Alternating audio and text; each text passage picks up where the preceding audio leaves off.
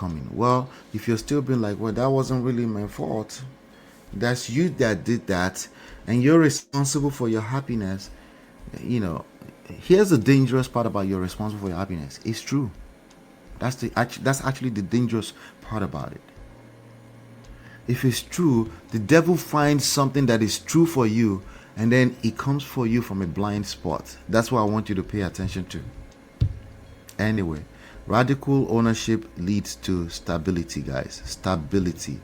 You're looking for a place of stability so you can build from there. If you don't have stability, if you don't calm down, Yoruba people say, Tojuba farabale arimu. If you don't have a certain level of calm, you can't really build anything. Okay, so you're looking for some level of stability. You want to create stability. That stability leads to growth. Okay, but you cannot grow from a place of chaos, right? It leads to trust, it leads to growth. So we're going to put that next frame over there. We're going to call it trust growth, and I want to explain that a little bit as well. All right, what do I mean by trust growth, guys? What do we mean by trust growth? People are very quick to say, if you don't trust each other, what's the point in marriage? But trust, after you've gone through some experiences, it's not automatic. It's only automatic when you don't know each other in the novelty period where everybody is in love, and then you now say things like, I trust you with my life, right? Without really knowing that person. Yes, that one, I guess I'll give you that. We'll let that slide, okay? But eventually, once you start disappointing each other, as you will, it's normal human beings. Why? Because you start realizing that the other person is human, right? Like you, right? And they're not perfect, and let's be fair, I don't want to gaslight you. They did something crazy, something stupid that they shouldn't have done, right? Something that warrants you leaving that marriage altogether, right? When you've had enough of those, right, trust will have to be earned back. It has to be built block by block, piece by piece, and that can be an excruciating process, damn near impossible. Because trust, but you can actually rebuild trust. It just takes action, consistent action over a period of time. It's a process, consistency, right? And if you keep showing up better, better, better, the other person has no choice. Both of you have no choice than to build trust again. It's just something that naturally comes when you start seeing the same result over and over, and it's now becoming predictable. Then we call it trust. Yeah.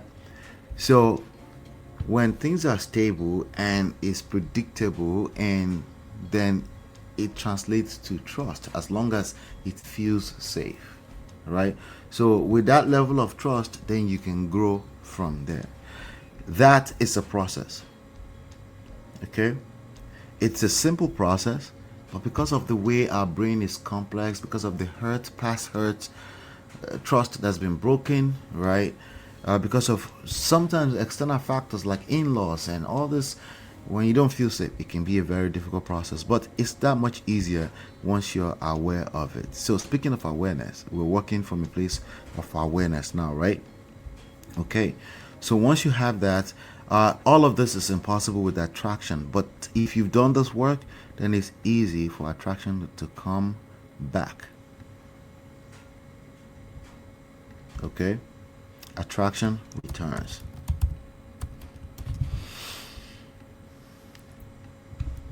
Let's see.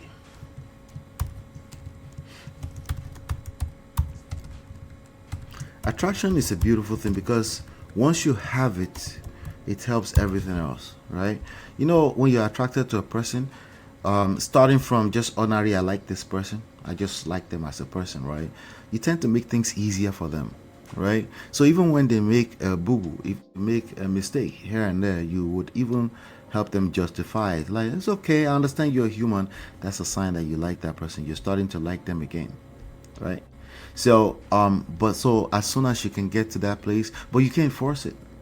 You cannot force it. If you try to force this without going through the process, it backfires. You might even resent yourself, right?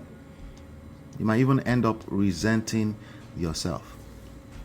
Okay, a lot of time we treat hurt, broken marriage, we treat them like one-time event. We treat them like, oh, this happened, so this happened. Well, it's all a process. Okay, none of this stuff is like one-time event. It's all a process that led here, and a lot of people don't pay attention to that. Probably I didn't pay attention to that. If I feel hurt, I feel hurt. You did this, so I feel this way. You did this, I feel this way. So all of this is, you did this, you're just a wrong person. I married the right person, and then there's a beautiful marriage. I married the wrong person, and they became the devil, right? You're right. What do you think? What are you feeling like? Like special? You're feeling special, like you're better than everybody else? No. Okay? All of this is processes, cycles that gets bigger and big. The more you think that way, it's a mindset issue. The more you think that way, the worse it gets for you, right? So let's fix that. All of this is a process that led to this point, okay? And if you're going to build, it needs to also be a process, right? Starting with awareness. I'm aware that we have issues.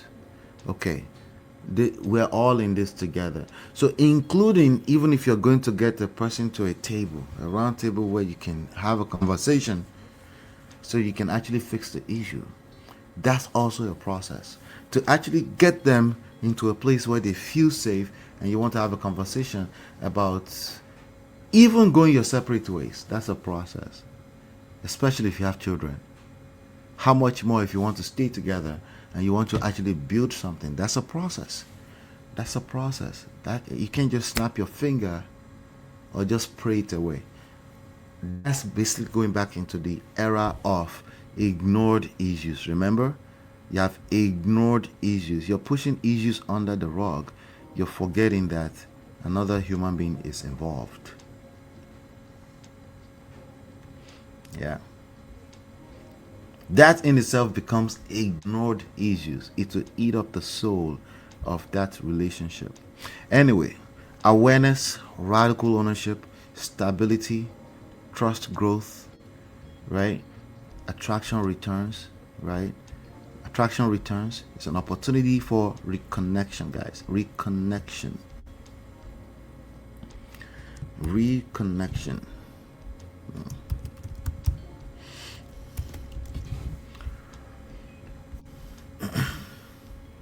So this is good, right? But not over. Reconnection. So is there been any kind of, now you can truly have a true reconciliation, as opposed to where people are just quiet and they pretend that everything is fine, but you know your spirit could tell you that something is off. Now you can have true reconciliation, right? You can feel it. In addition to the fact that you feel safe to have a conversation around what had happened. How did we get here? Oh, wow, that's interesting. Well, we know better, right? Reconciliation. Is it possible? Yes. It's even better because now there's true connection, reconciliation. So a lot of people have all kind of fake reconciliation. Remember the false hope, right? Remember the false hope. Remember temporary peace, withdrawal, right? Instead of that, you have true reconciliation that is actually grounded. Grounding is a big part of our core pillars. Nothing I give you, if it's not grounded, there's no solution I give you, if it's not grounded, it will fail. No matter how perfect it sounds, right? It will fail if it's not well grounded. If it's not grounded in a well identified source of truth beyond just I'm right and you're wrong, or I did the right thing, or I did all that will fail if it's not well grounded. A major reason for that, there's another human being involved.